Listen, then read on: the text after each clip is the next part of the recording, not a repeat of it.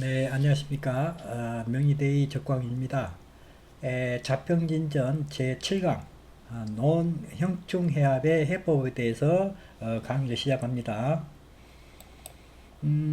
자평진전에서 형충해합의 그 해석의 원리는 형충이라고 이렇게 했을 때 이제 불화, 분재, 어떤 그 사건을 의미하고 있죠. 이제 이것은 자평진전에서는 국세에 따라서 이제 격국의 형태에 따라서 길흉이 달라진다. 그러니까 이 격국하고 연관성을 이렇게 지어가지고 이렇게 해석을 해야 될 필요가 있고요. 회라고 하는 것은 세력이 모여가지고 새로운 오행을 형성하기 때문에 격국의 어떤 변격을 주도하는 이런 세력이 될 수도 있고, 이것은 용신하고 맞으면 기라고 반대면 흉하다. 그리고 용신을 이게 셋이 모여가지고 용신을 도와주면 아주 좋게 된다는 뜻이거든요. 예를 들어서 이 정관격이 인수로 화해 가지고 삼합을 이루었어요. 정화가 예를 들어서 해월에 이렇게 태어났으면 정관격인데, 이게 정관격이 해묘미 이렇게 해가지고 인수격으로 이렇게 변했거든요. 이 정관이란 것이 세계 삼합을 해가지고 인수격으로 변격을 했어요. 이런 경우에 정관으로 경금이나 신금이 재성이 하나 있으면 아주 귀하게 된다고 이렇게 얘기를 하고 있죠. 이렇게 하듯이 이 합으로 인해 가지고 이렇게 용신하고 잘 맞으면 기라고, 안 되면은 이제 흉하다. 이제 이렇게 보면 되겠죠.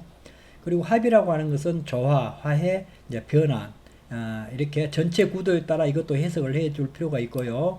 이거에 대한 그 해법, 이제 자평진전에서 이야기하고 있는 형충해합의 해법은 뭐냐? 그러면은 형충은 천간에 도움 없이 지지 혼자서는 일어날 수가 없다. 이건 확실한 논리적인 이런 그 이론 체계라고 이렇게 볼 수가 있거든요. 이것은 제3권 자세히 나와 있어요. 그때 한번 자세히 또 살펴보기로 하고요.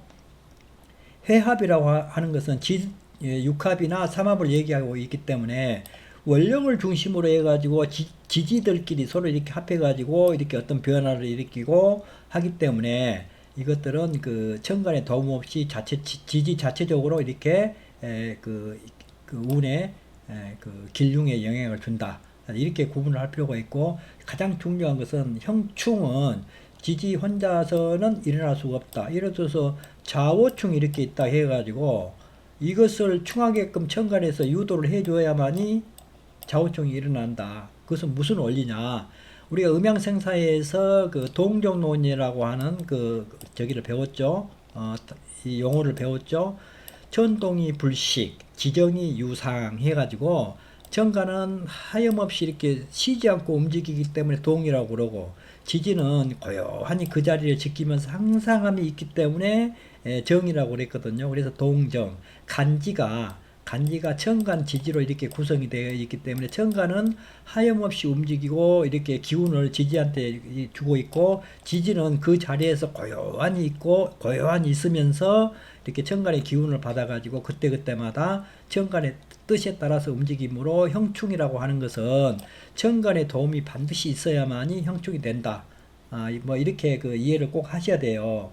지금은 잘못 배웠죠. 지지 하면은 저기 없는데, 정관의 역할이 없는데 좌우충이 있다, 묘유충이 있다, 이렇게 하면 충으로 이렇게 무조건 이렇게 해석을 하려고 하는 이런 것들이 좀 있거든요. 이것은 자평진전을 공부하신 분들께서는 익히 좀 잘 아시고, 상권에 이러한 그 논리적인 이론이 이렇게 자세히 있기 때문에 그때 다시 한번 또 살펴보도록 할게요.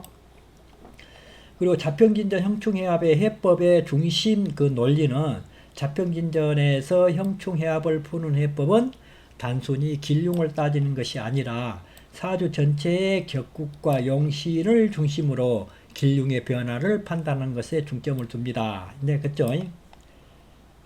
그리고 형충해합의 기본 원리는 형충은 좋지 않고 해합은 좋다. 이렇게 이제 얘기하고 있죠. 이것은 기계적인 어떤 그 판단이고, 그러나 일반적으로 형충은 충돌, 파괴로 보아서 흉하고, 그 다음에 해합은 화합, 결합으로 보아서 길하다고 여긴다. 그러나 자평진전은 이러한 고정관념을 버리고 형충해합이 격국과 용신에 미치는 영향을 본다는 얘기죠. 이게 굉장히 중요한 이론 체계라고 이렇게 보시면 되고요. 용신을 기준으로 이렇게 판단을 한다. 용신이 파괴되거나 상하는 경우에는 흉하고, 용신이 보호되거나 도움을 받는 경우에는 길하다고 본다. 그리고 격국의 성패를 살핀다 그랬거든요. 형충해합으로 인하여 격국이 성립되지 못하거나 깨지면 흉하고, 반대로 형충해합이 격국을 성립시키거나 구원하면 길하게 본다. 이게 그 형충해합의 기본 원리, 자평진전에서 해법의 기본 원리가 바로 이거거든요. 자세하게 이렇게 볼 필요가 있고요. 타 그 교재에서 이론들 보면은 형충해합을 자체적으로 가지고도 막 기lum을 논하고 그러는데, 이 사주라고 하는 것은 물론 사주 팔자로 되어 있어 가지고 8개의 그 글씨를 가지고 기lum을 판단하기 때문에 각각의 8개의 글씨가 독립적으로 작용해서 이렇게 하는 것도 이렇게 일리가 있는 얘기지만은, 그 사주는 간지로 이렇게 4개의 기둥으로 이렇게 구성되어 있고, 이렇게 하늘하고 땅, 간지, 천간하고 지지가 이렇게 구성되어 있다. 그래서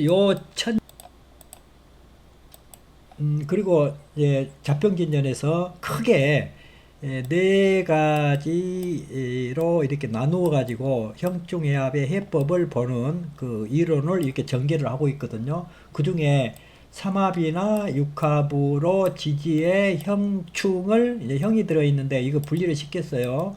제가 형충을 이렇게 해제할 수 있는 경우가 있고요. 사주팔자주의 지지의 형충은 모두 아름다운 것은 아니다. 이제 그랬는데, 예를 들어서 6월에 간목이 묘유충이 보이면서 또 진술충까지 있죠. 그러면은 이 사람은 정관격인데, 정관격이 충으로 인해 가지고 이제 소원상을 받는 이런 형상을 볼 수가 있는데, 이 육합으로 충이 해소가 돼요. 이렇게 어떤 육합으로 청이 해소가 되면은 묘술합 또 진유합 이렇게 하게 되면은 묘유충 진술충이 해소가 된다, 이렇게 얘기하고 있고요. 그 다음에 이것은 육합으로 충을 해소하는 경우고, 또 삼합으로 충을 해소하는 경우는 묘유충일 경우에는 해묘미 목국을 이루거나 사유축으로 이렇게 그 근구를 이루고 있을 때, 이때는 충을 해소한다. 2개 중에 하나만 이렇게 이렇게 해묘미가 되거나 또 사유축이 되거나 2개 중에 하나만 이렇게 삼합으로 묶여도 충은 해소가 된다. 진술충도 마찬가지죠. 인호술이나 신자진 이렇게 합을 할 때는 진술충이 해소가 된다. 그러므로 육합이나 삼합으로 지지의 형충을 해제할 수 있는 경우가 있다. 이렇게 이제 보시고요. 그 다음에 삼합이나 육합으로 형을 해소할 수 있는 경우, 형을 해제할 수 있는 경우가 있거든요. 자월의 병화죠. 그럼 정관격인데 자묘형이 이렇게 있어요. 자묘형이 있으면은 그 형으로 인해 가지고 정관격이 이렇게 깨졌거든요. 근데 육합, 묘술합, 자축합, 앞에 거와 똑같죠. 이렇게 해서 형이 해소가 됐다. 술이 있으면은 묘술합으로 이 자묘형이 해소되고, 축이 있으면 자축합으로 축술형이 해소된다. 이렇게 됐고요. 이 삼합으로 형을 해소하는 경우도 앞에 그 충을 하는 경우가 똑같아요. 해묘미 목국이 되거나 신자진 수국이 되거나, 또 축술형 경우에 인호술 하국이 되거나 사이축 금국이 되거나, 이럴 경우에는 삼합이나 육합으로 형을 해제할 수가 있다. 이제 이렇게 보고요. 그 다음에 삼합이나 그 다음에 자 보면 해제로 인하여 다시 형이 되는 경우가 있거든요. 삼합을 이렇게 그 형충을 해제했는데 도리어 형이 되는 경우가 있다. 이거거든요. 자, 여기 보면은 자월에 간목이 이제 인수격이죠. 그런데 묘가 겁재가 2개가 이렇게 투출됐어요. 그래서 2개의 묘는 하나의 그 자를 형하지 않는다. 형충은 똑같아요. 이제 2개의 묘가 서로 나란히 있는 것은 2개의 묘가 하나의 자를 형하지 못하는데, 지지에서 다시 그 술토가 이렇게 왔어요. 묘술합을 해버리면은 합으로 해제를 했거든요. 그런데 합으로 인해 가지고 다시 자묘형이 일어난다 뜻이거든요. 이렇게 묘 하나를 이렇게 합을 해버리면은, 합이나 삼합을 해버리면은 자묘형이 일어난다. 이제 이런 의미가 있다. 이렇게 보시면 되고요.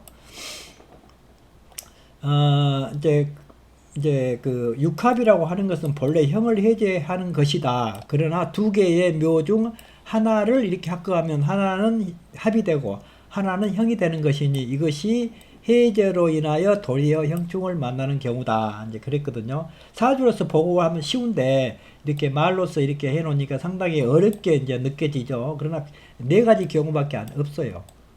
네 가지 경우. 요것만 잘 이해해 놓으면 형충 이것만 잘 이렇게 그 이해를 하시고요. 그 다음에 그 간지의 그 개념만 정확한 인식을 해 놓으면은 형충해합을 보는 데는 그렇게 큰 어려움은 없을 거라고 저는 보고 있어요. 그 다음에 삼합 육합으로 형충을 해제할 수 없는 경우. 해제할 수 없는 경우가 있거든요. 좌오축 이렇게 되어 있는데, 예를 들어서 좌축 합으로 좌우축이 이렇게 해제가 됐어요. 좌우축은 해제가 됐는데 그 시에서 사나 유를 만나면 이게 되면 이게 사이축이 되겠죠. 사이축이 돼 버리면 삼합이 좌우축을 일으킨다는 뜻이 되거든요. 이럴 때 이제 예를 들어서 오가 경금일주가 예를 들어서 경금일주가 5월에 이렇게 태어났거든요.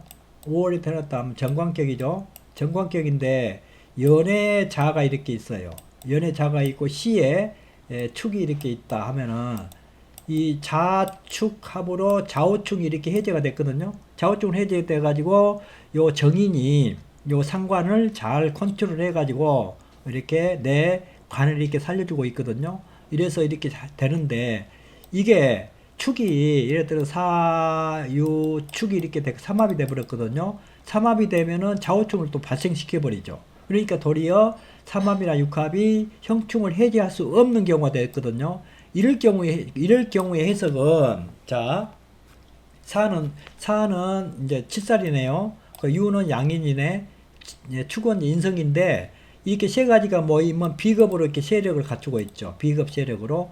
비겁 세력으로 인해 가지고 좌우충이 이렇게 발생이 됐거든요. 그러면은, 이 사람은 이런 그 운이 이제 그 대운이나 대운에서 사가 오고 세운에서 이렇게 유가 와가지고 사유축이 이렇게 됐다 했을 경우에는 비겁들로 인해 가지고 내 관이 손상을 되니까 상관에 의해서 깨져버렸잖아요.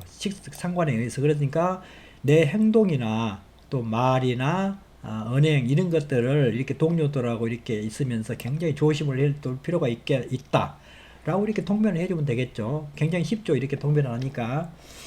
그리고 이제 좌우충이 이제 일어나냐 안 일어나냐 하는 것은 천간으로 병정이나 임계가 이렇게 와줘야만이 좌우충이 형성이 되고 그때 그런 통변을 해줘야 된다는 의미가 있거든요. 이게 굉장히 어려운 것 같은데요. 해보면 굉장히 쉬워요. 상권에서 이렇게 자세하게 설명을 또 해드릴게요. 여기도 마찬가지죠. 자묘형인데 인이나 오가 와가지고 인호술 이 삼합을 해버리면은 자묘형이 다시 이렇게 일어난다는 뜻이거든요. 그러니까 보면 되겠죠. 형충으로 다른 형충을 해소할 수 있는 경우. 내가 충했는데 그 충이 이렇게 풀리더라. 이렇게 전화위복이 되더라. 이제 이런 의미가 있는 거거든요. 병화가 좌월에 이렇게 하면은 자묘형이 이렇게 생겼거든요. 자묘형이 이렇게 있는데 이렇게 유가 와가지고 그 금으로 얘기하면 이 재성이고 묘는 인성이죠.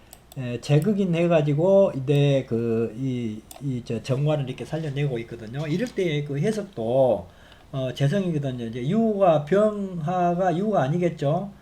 다른 지지로 옮기면 되겠죠. 유가 아니고 이런 경우 해석은 이 재성 내가 뜻을 이렇게 이 관에서 내가 뜻을 이렇게 이루고 이렇게 내 어떤 목적한 바를 달성을 하려고 하고 있는데 이 그 인성이라고 하는 이 그 서류 문서 윗사람들이 자꾸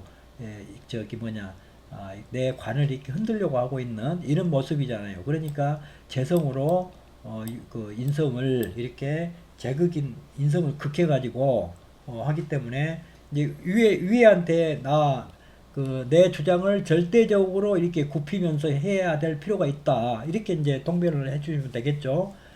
이렇게 윗사람이라고 하지만, 아무리 윗사람이라고 하지만은 내 뜻을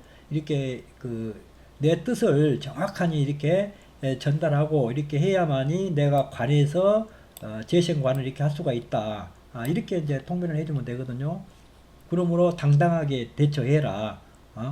자꾸 이렇게 자매형이 있으면 위에 사람들 때문에 자꾸 스트레스를 받을 거 아니에요. 그러면 스트레스 받아가지고 이 관이 이 내 그 저 직장 생활에 그 조금 위태위태하면서 좀 그런데 내가 뭘 해야 되겠다. 나는 이거 틀림없이 해야 되겠다라고 하는 강한 그 집념으로 이렇게 그 인성을 퇴치를 해가지고 하면은 이게 위에 사람들한테 내 주장을 확실하게 전달해서 해라. 그럼으로써 내 관이 지켜진다. 이렇게 통변을 하면 되겠죠. 여기도 마찬가지거든요. 이제 6월에 간목일주가 묘유충이 이렇게 있어요. 그러면 자묘형으로 묘유충을 해소하는 경우가 되거든요. 이거 똑같이 이렇게 해석하면 되겠죠. 그래서 이제 자평진전에서 이 그 결론, 생충해합의 결론은 상황에 따른 유연한 해석을 이렇게 해야 된다. 다른 책에서는 그냥 뭐 자체적으로 이렇게 막 이렇게 해석을 해가지고 이렇게 그 호화찬란하게 이렇게 얘기를 하고 있는데 하나도 안 맞습니다. 사실 그렇게 되면. 그래서 자평진전에서의 그 이론을 정확하게 이렇게 그 배워가지고 자평진전 논리대로 형충해합을 사주 길흉에 그 배합을 하게 되면은 길흉을 해석하는데 아주 많은 도움을 이렇게 받을 것이라고 저는 확신을 하고 있습니다. 그래서 자평진전의 형충해합 해법은 기계적인 적용이 아니라 사주팔자의 전체적인 구조와 흐름을 파악하여 유연하게 해석하는 것을 강조한다. 단순히 형충이면 흉하고 해합이면 길하다고 판단하는 것보다는 격국과 용신의 이로운지 해로운지를 기준으로 길흉을 판단하는 것이 자평진전 형충해합의 해법의 핵심 이론이다. 이렇게 그 결론을 내리고요. 강의를 마치겠습니다. 수고하셨습니다. 안녕히 계세요.